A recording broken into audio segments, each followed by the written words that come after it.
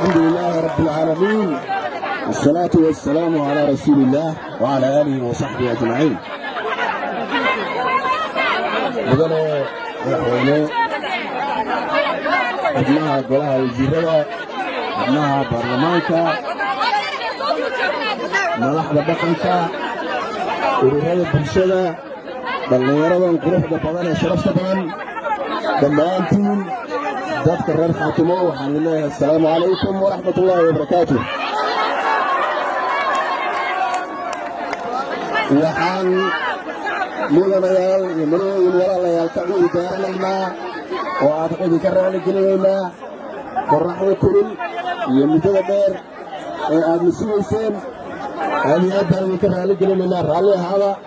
waxaan ku faraxsannahay inaan maanta idinla joogno, waana idinla joogi doonnaa ilaahay idankiis. wixii iswaraysa, kaftan, sheeko intaba waynu isugu imaan doonnaa haddii ilaahay idhaahdo wax qabad.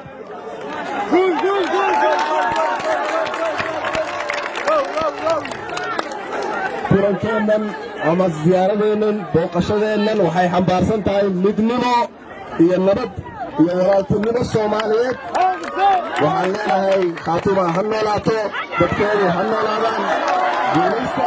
waa mahadsantihiin. asalaamu calaykum waraxmatullaahi wabarakaatuh.